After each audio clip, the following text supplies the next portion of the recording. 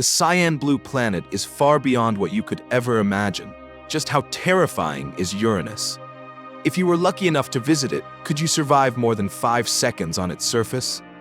Let's begin our journey now to this icy giant located 3 billion kilometers away.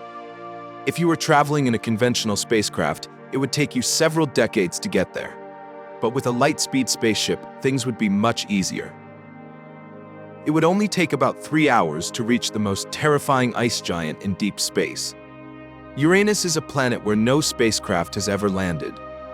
So fasten your seatbelt and prepare for a strange and thrilling adventure.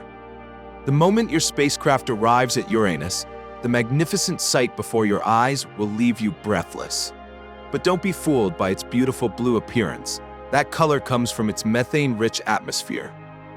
Uranus also rotates in a very peculiar way, with one day lasting just 17 Earth hours. Here, you'd witness the sun rising in the west. As your spacecraft approaches, hidden dangers quietly emerge. Uranus, like Saturn, has rings, though not as spectacular. It has 13 rings in total, forming a natural barrier.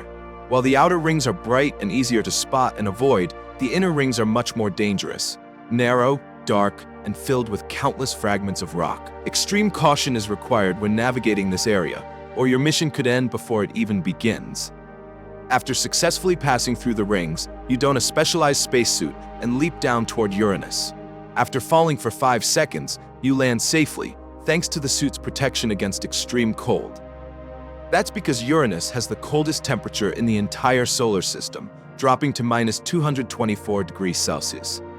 Without a spacesuit, you wouldn't last 5 seconds. In fact, 1 second would be enough to freeze you instantly. Any living being would be instantly turned into an ice sculpture. But since you've managed to survive the first 5 seconds, let's continue exploring the mysteries of Uranus.